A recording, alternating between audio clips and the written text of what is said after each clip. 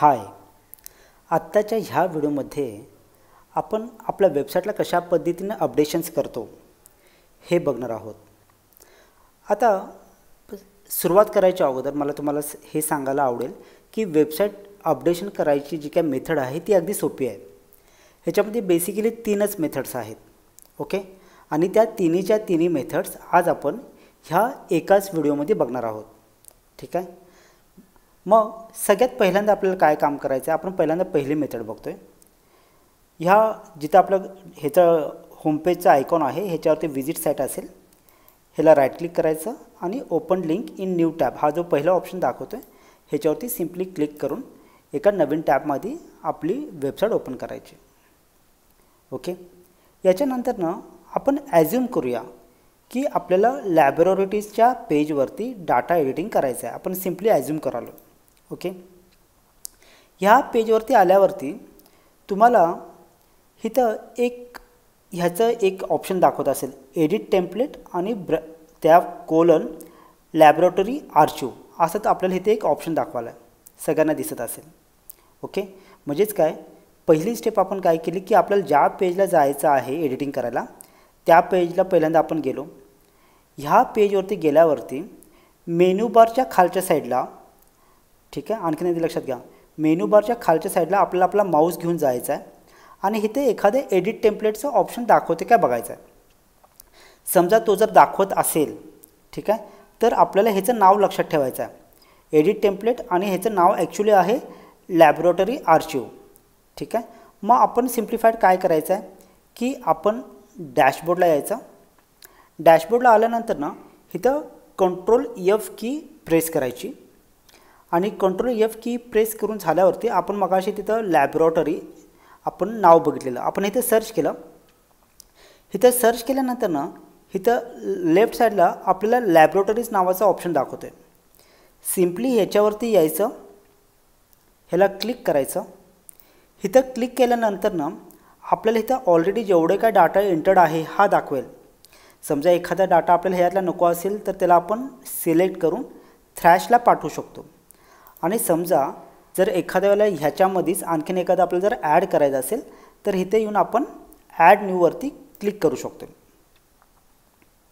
Simply add न्यूवरती click करायचं, इथं लॅबोरेटरीचं नाव आणि इथं बाकीच्या ज्या काही फिल इन द ब्लँक्स आहे ते सगळं भरायचं आणि इथं आपल्याला पब्लिश करायचं आहे, ओके।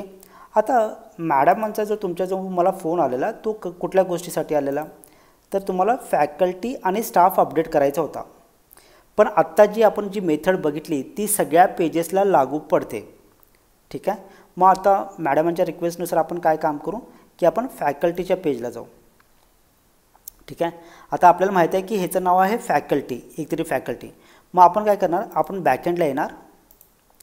बॅकएंडला आल्यानंतर इथं आपण कंट्रोल F मारणार आणि इथं आपण फॅकल्टी टाईप करणार, ओके। फॅकल्टी इथं सर्च केल्यावरती इथं आपल्याला फॅकल्टीज आलं। ह्या फॅकल्टीजमध्ये आपल्याला ऑलरेडी जेवढे काय आपल्या फॅकल्टीज आहेत ते दाखवतात। समजा एखाद्याला नको असेल तर तुम्ही इथून थ्रॅश वगैरे करू शकता आणि एखादा जर नवीन ॲड करायचं असेल तर तुम्ही इथून सिम्पली ॲड न्यूवरती क्लिक करून तुम्ही इथून गोष्टी ॲड करू शकता, ओके। आता इथं तुम्हाला फॅकल्टीचं नाव, ठीक आहे। ज्याला इथं कस्टम फील्ड आहे इथं काहीही एंटर करायचं नाही, ठीक आहे। नाव, डेजिग्नेशन जे काय बाकीच्या गोष्टी आहेत सिम्प्लिफाईड, ठीक आहे, ह्या इथे एंटर करायच्या, ओके। आणि इथे सिम्पली पब्लिश करायचं। हा डाटा तुमच्या वेबसाईटला ॲटोमॅटिकली अपडेट होईल, ओके। हां, म्हणजेच काय, एखादी फॅकल्टी असू दे, स्टाफ असू दे, बाकीच्या गोष्टी असू दे, मोस्ट ऑफ द टाईम आपण ह्या पद्धतीनेच काम करतो आहे की आपल्याला त्या पेजवरती जायचं, त्या पेजवरती गेल्यावरती एकतरी त्याचं नाव किंवा इथं टेम्पलेटचं मेनू बारच्या खालच्या साईडला जे टेम्पलेटचं नाव आहे ते बघायचं। बॅकएंडला जायचं, ते नाव सर्च करायचं, त्याच्यावरती क्लिक करायचं आणि राईट साईडला आपल्याला ऑप्शन दाखवतील त्याच्यावरती जेवढे काही इन्स्ट्रक्शन्स फॉलो करायचे तेवढे आपण फॉलो करून आपला डाटा ॲड करू शकतो। ही झाली पहिली मेथड, ठीक आहे। म्हणजे ज्याला आपण वेबसाईटमध्ये पेजेस क्रिएट करतो त्याला आपण तीन पद्धतीने वेगवेगळ्या पद्धतीने तयार करतो। हे जी आहे ही ॲडव्हान्स मेथड आहे।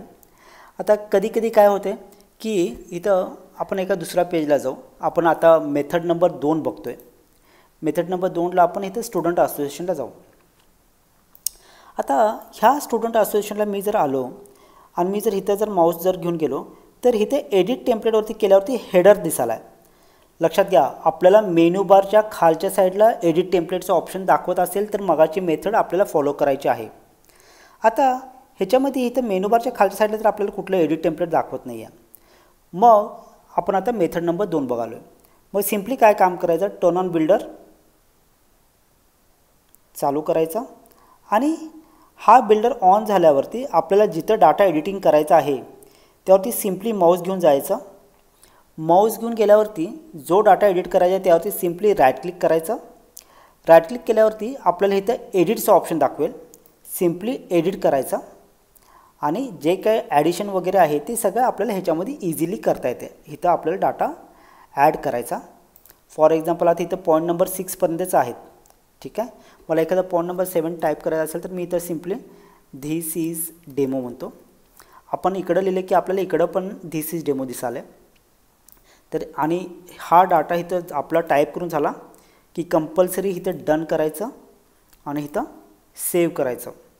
इथलं बटन जर आपण सेव्ह केलं नाही तर आपला डाटा परमनंटली सेव्ह होणार नाही. ठीक आहे, तो तुम्ही एक्झिट केला की तो डाटा निघून जाईल. त्यामुळं कंपल्सरी इथं सेव्ह करायचं आहे, हे लक्षात घ्या. म्हणजे आता आपण किती मेथड्स बघितल्या, 2 मेथड्स बघितल्या. पहिली मेथड होती एडिट टेम्पलेटवरचं नाव लक्षात ठेवून आपल्याला बॅकएंडला जाऊन काम करायचं आहे. दुसरी मेथड आहे ती त्या पेजला येऊन जर एडिट टेम्पलेटचं ऑप्शन जर दाखवत नसेल मेनू बारच्या खालच्या साईडला तर आपल्याला तिथं टर्न ऑन बिल्डर करायचं आहे.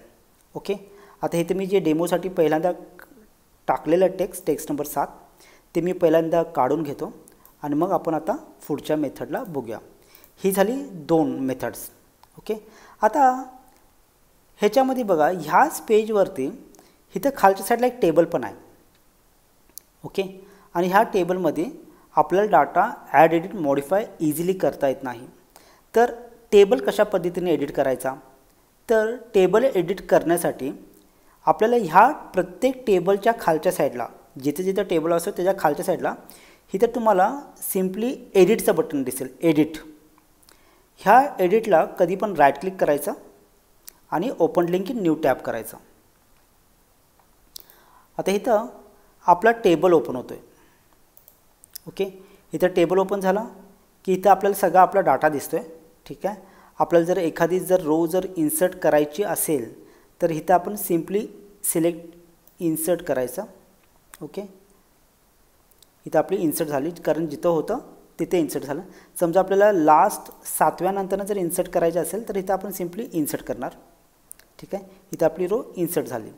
ओके, आणि आपल्याला जर एखादी ॲड करायची असेल नवीन रो तर इथं आपण सिम्पली ॲड करणार, म्हणजे ती लास्टला ॲड होणार.